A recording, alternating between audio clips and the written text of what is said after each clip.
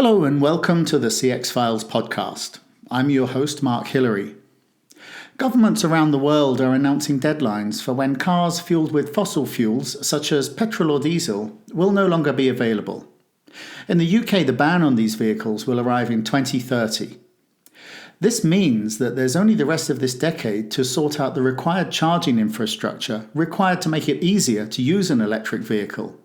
When will the public start switching to EVs, and is the lack of charging infrastructure the real problem here?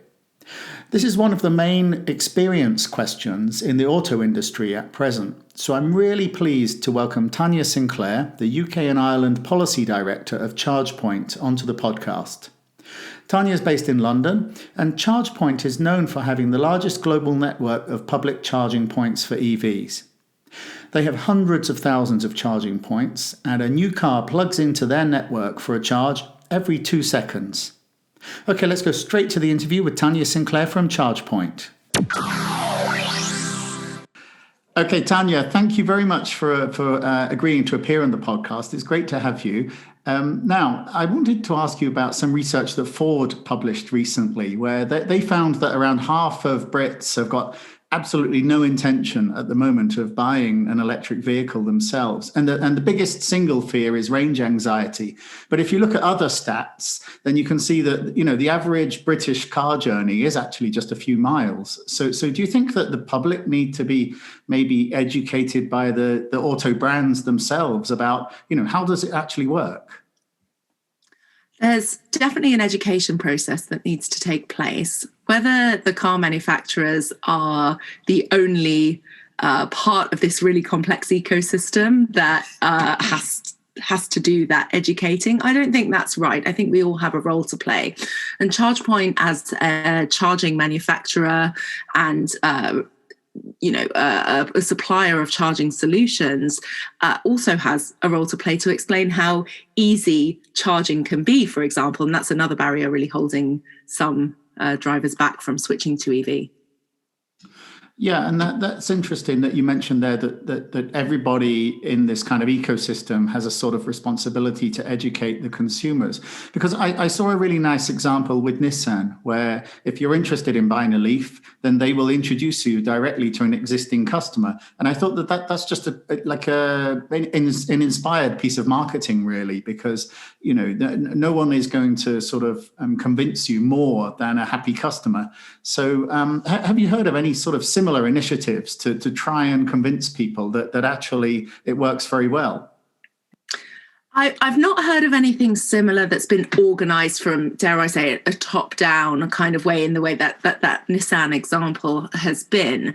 But definitely you're seeing, as this industry is maturing and there's just that many more EVs and EV drivers around, we are self-organizing, if you like, into a community that is helping to educate one another and then educate people that are thinking about switching to EVs. And a really good example that I have been watching with keen interest is EVA England. So that's the Association for EV Drivers in England. And what they've done is followed very closely the Norwegian EV Association model, where it really was a group of early adopter EV drivers who wanted to advocate and bring more people into their tent and tell everyone how great driving an EV was. As it happens, I'll just, by way of disclaimer, I think member number 24 of EVA England. I got in quite early. Really keen to kind of see sort of how that organisation would grow and develop, and in just a few months it's really turning into a good, strong community. Yeah, that's interesting, because then that's I guess something that's independent of industry. Yeah, exactly. I mean, there are so many changes that are affecting the auto industry at the moment, and the production of EVs is just one of them. I mean, we're seeing autonomous vehicles, new ownership models, the younger people just preferring to have an Uber account rather than bothering to drive a car, and Volvo offering a monthly subscription that covers everything, all your entire costs of running a car. I mean, what do you think is going to change the industry perhaps most substantially inside the next decade? It's so interesting watching these changes take place, but one thing I am fairly confident of is that none of them are going to be revolutionary. So they're not going to take us by surprise overnight. I actually, before working in the charging industry, spent 8-9 years in the auto manufacturing side of things and worked for a sister company of the company you mentioned, the Volvo owned company that does sort of subscription models for vehicles. And, we've been looking at the development of those kinds of innovations over a number of years, and they're popular and growing in popularity, absolutely, but none of them is really going to take over and be the predominant way that we own and drive vehicles or use vehicles in future. Even the rise of Uber, Sharp, and as it has not really been the predominant way of getting around, although it has come to certainly be extremely popular. But one thing that I think is really interesting is that what has grown around the vehicle industry is a standalone charging industry in its own right. There's over 100 companies alone just operating in the UK in the provision of all types of technology relating to charging, whether that's the physical hardware, the kit itself, the software, the technology that supports the interoperability of all these different charging networks. There's a lot of really good innovation and exciting technological developments that are growing in charging too. And I guess really what we could say is that we see all of this develop to improve our driving experience and our EV ownership and charging experience in an iterative way. I wouldn't be so bold as to single out one dominant technology that's really going to kind of revolutionize everything for drivers, though.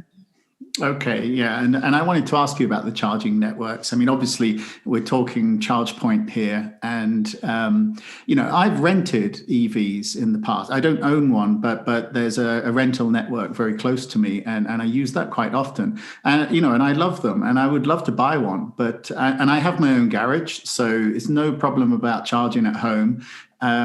But I'm just concerned still about the kind of longer journeys. Like tomorrow I'm going on quite a long journey. And how can I be reassured that the charging networks are out there and available, and every kind of, the gas station or the motorway service station will have facilities for me?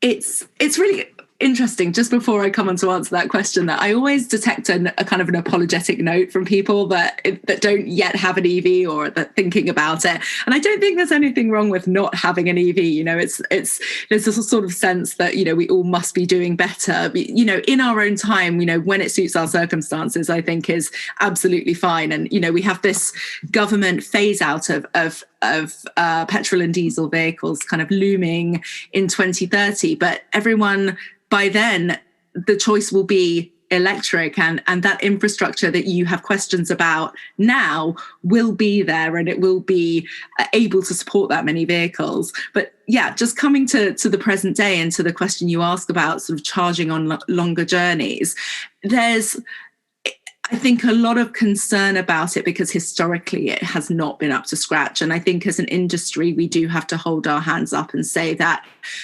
we could have made it more reliable in those motorway service stations. There's a lot of very complex kind of commercial reasons behind the reality that it wasn't up to scratch. However, what's happening today is so exciting in terms of the number of companies coming forward to really deliver some quite exciting, reliable, sustainable technology in the DC rapid charging motorway setting, whatever you want to call it. And so the sheer number of companies and the competition in between them is kind of driving a really interesting marketplace. But not just that, the technology itself has improved leaps and bounds, really kind of come a long way since the times that it was really touch and go when you went to a motorway service station. And just to break that down sort of a little bit, so you've got the physical hardware itself, which is extremely but by orders of magnitude, much more reliable and quicker and easy to use in terms of the number of steps it takes between, getting out of your car and getting that car starting to charge. And then you've got the software side, which is so much more seamless than it used to be. If there is ever a problem, which again is something that's decreasing significantly, the support for you as a driver is there as well. So that quite legitimate nervousness about being able to charge on a longer journey. I think once you get into the electric car and you take that plunge, you find that feeling just dissipates really quickly. That was certainly my experience when I got an EV. Yeah, well, I do have a regular car that could be replaced with an EV, but I've also got a VW camper van, and I don't think that thing's ever going to get converted. Well, I have seen some conversions of vans into a sort of camper van style electric vans. Look, anything's possible. Yeah. And you mentioned then that people should feel confidence about the charging network and the 2030 deadline. So you feel that throughout this decade, we're going to see enough expansion to have a really solid network in the UK by the end of this decade? Yeah, absolutely. It's important to there's a couple of things to sort of realize, I guess, when you sit outside of this industry that I work in. And the first is that the growth of the charging network is iterative, right? These are small scale up companies in the main who are delivering, installing, operating charging networks. And it's not really reasonable on a kind of commercial basis to expect them to put in hundreds of thousands of chargers that maybe won't be used for several years until the EVs are there ready for them. And also, we don't know really what the capability of those electric vehicles will be in 5-10 years' time. So that's, it's iterative and it reflects the growth of the market. These are companies that want to make money, so they want their chargers to be used a lot, maybe not too much so that there's queues and all of that kind of thing. So, this is a process that they're monitoring very closely.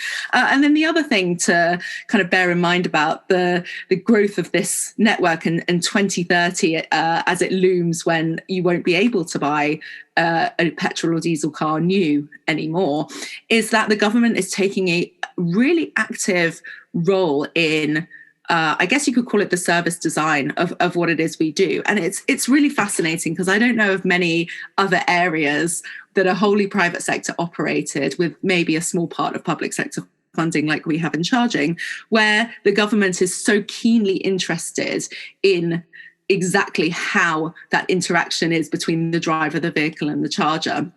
And, I think it's a very welcome intervention the government's making in this area. They've just consulted on some of the measures they want to take earlier this year. And later this year, I understand they're going to be announcing some legislative changes that really will mean will directly impact, exactly how it is we build and operate and install charging infrastructure around the country. Okay, so that means maybe like more interoperability then between different networks, yeah? Exactly. That's one of the areas they're looking at. And that's a really key one, It's another area that makes people a little nervous when they hear about the wallet full of cards and, that are needed to operate different charging networks. And it's certainly my experience that I have a huge number of different cards and I would very much like to have one. And that really should be the case. The technology, I think we're at a frustrating sort of growth phase of this industry, and that the technology is there to make all these different charging networks interoperable with one another. We know how to do it. We are doing it. It just takes time. So we're just in that very sort of frustrating period of the way that this industry is maturing, that we just getting through this sort of difficult period. And then once we've achieved what we need to in terms of working together to deliver a fully interoperable network with government intervention. Government has agreed that it's going to intervene to make the laggards kind of, come up to speed with the likes of ChargePoint, who are sort of leading this process. Once that's all been done, that yes, it will be much more easy and reliable to use any card or any access method of your choosing to access any charger. Okay, and we've talked mainly about this kind of individual user experience, the individual driver. But I wanted to ask you about fleet management and whether a network like ChargePoint can take away a lot of the headaches of the fleet manager, because traditionally they will have a relationship with a brand like Shell or BP or whoever, and so they will give fuel cards to all their drivers. I mean, are you able to offer a similar kind of service?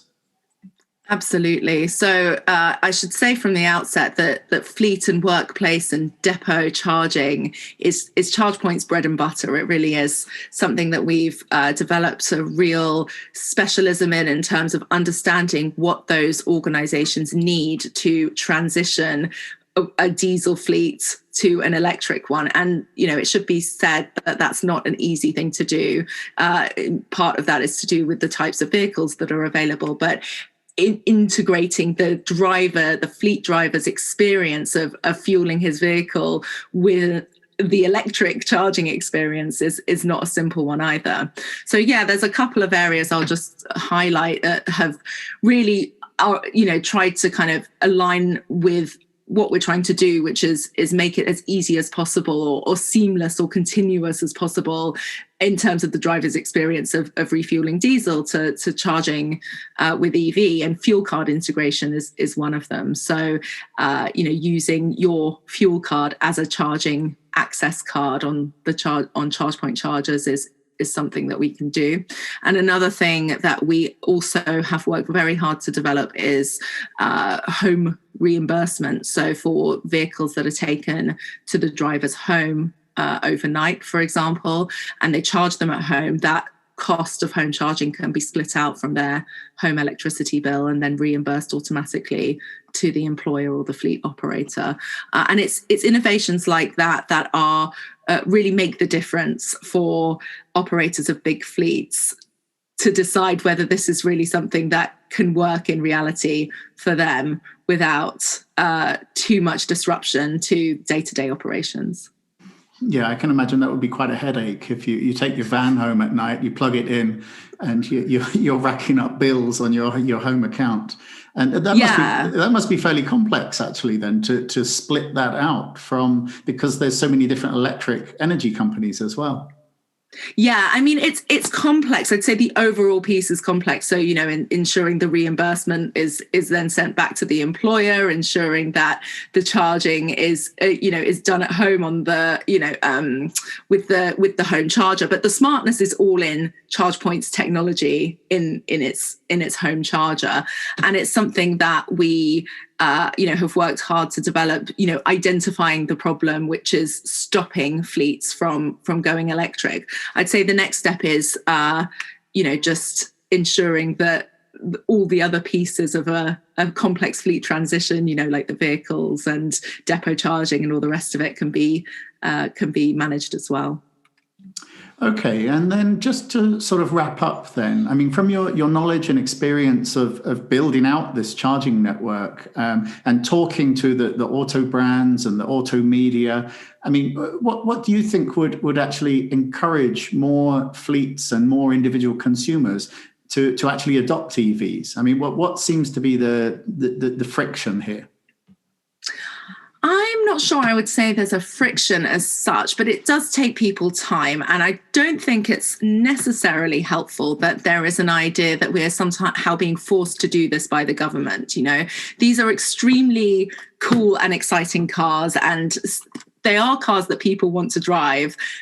There's a little bit of a disincentive when you think, oh, I'm going to have to do this. It's a sort of innate kind of feeling that you want to rebel against that, right? So, there's a little bit of kind of consumer behavior psychology kind of going on in the mix as well. But, we, like I've said, we're all in this together in terms of ensuring that consumers feel comfortable with the transition, not forced into it, not made without their businesses or their commercial activities or their going to the supermarket being made more difficult by this transition. I think that's key.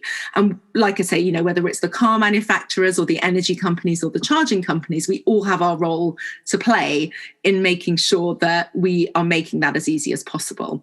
So on the charging side, which is obviously where I kind of come at this challenge from, you know, the challenges really are to ensure that charging is reliable and easy as possible. You know, the key that all drivers should have is confidence, or not even to have to think about, can I charge? Is it working? Which card do I use? What happens if something goes wrong? You know, this stuff should not really be in our kind of consciousness. Certainly when you refuel at a petrol station, you don't kind of have those issues that cross your mind. And that shouldn't be the case with EV charging either.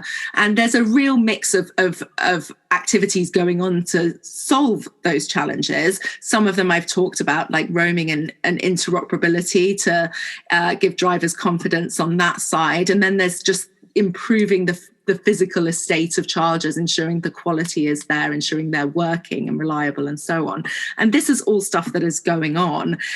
It's just needs to kind of, once we're getting better at it, we then need to sort of tell people about it and kind of ensure that, you know, drivers feel that, you know, their neighbours or their colleagues or whoever it is that they know who's driving an electric car is having a really good experience with it. Because I think what tends to happen is you hear about negative experiences and they sort of stick, and those memories have a really long tail. And we need to get better as an industry, and maybe as drivers as well, talking about the really good experiences we're having too. Yeah, that's a great update. And I think that you're absolutely right, that when people do actually have a personal experience of an EV, then I think it can dramatically change their mind. Absolutely. Okay. Tanya, thank you very much. That's great. Thank you. Thanks very much.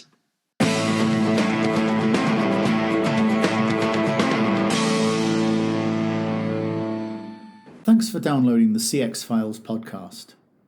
If you have a moment, please give us a star rating or review on your favourite podcast provider, because this really helps other people to find the podcast.